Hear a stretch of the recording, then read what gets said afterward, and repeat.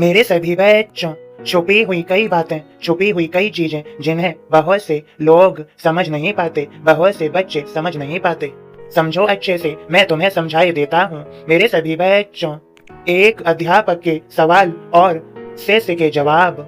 एक समय की बात है, एक 7 साल की लड़की को मैथ्स पढ़ा रहे टीचर ने पूछा, अगर मैं तुम्हें एक सेब दूं, फिर एक और सेब दूं और फिर एक सेब और दूं, तो तुम्हारे पास कितने सेब हो जाएंगे? लड़की ने कुछ देर सोचा और अपनी उंगली पर जोड़ने लगी और लड़की का उत्तर आया 4। टीचर थोड़ा निराश हो गए। उन्हें लगा ये तो कोई भी बता सकता था, शायद बच्चे ने ठीक से सुना नहीं। टीचर ने मन ही मन सोचा। टीचर ने पुनः प्रश्न दोहराया, ध्यान से सुनो, अगर मैं तुम्हें एक सेब दूं, फिर एक और सेब दूं और फिर एक सेब और दूं, तो तुम्हारे पास कितने सेब हो जाएंगे? लड़की टीचर का चेहरा देखकर समझ चुकी थी कि वो खुश नहीं है। वह पुनः अपनी उंगलियों पर जोड़ने लगी और सोचने लगी कि ऐसा क्या उत्तर बताऊं जिससे टीचर खुश हो जाए।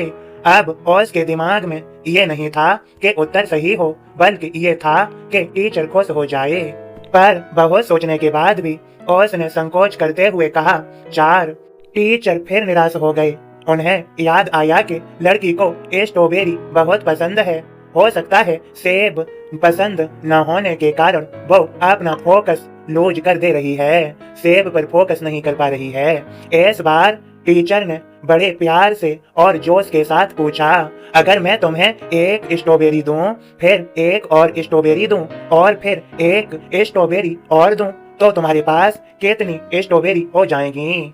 टीचर को खुश देखकर लड़की भी खुश हो गई और अपने उंगलियों पर जोड़ने लगी। अब उसके ऊपर कोई दबाव नहीं था, बल्कि टीचर को ही चिंता थी कि उसका नया तरीका काम कर जाए।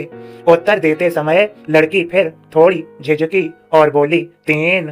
टीचर खुश हो गया, उसका तरीका काम कर गया था। उसे लगा कि अब लड़की समझ चुकी है और अब वो इस तरह के किसी भी प्रश्न का उत्तर दे सकती है।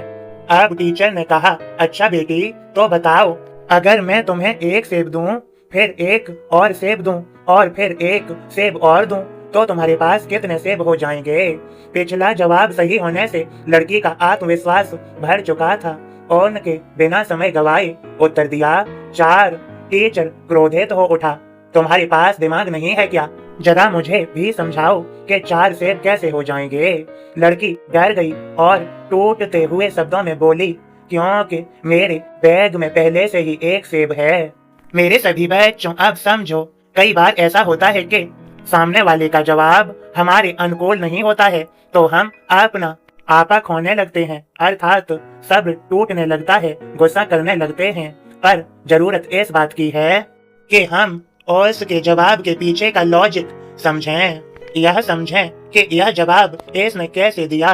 विभिन्न माहौल और संस्कृति अर्थात अलग अलग प्रकार के वातावरण में पले बड़े होने के कारण एक ही चीज को अलग अलग तरीकों से देख समझ सकते हैं। इसलिए जब अगली बार आपको कोई अटपटा जवाब मिले तो एक बार जरूर सोच लीजिएगा कि कहीं ऐसा तो नहीं कि आप भी छुपे हुए सेब को नहीं देख पा रहे हैं। मेरे सभी बच्चों, यदि तुम सभी समझ गए हो इस संदेश को, तो इसे शेयर अवश्य करो। खुश रहो। तुम्हें सभी को मेरी कृपा भरा आशीर्वाद।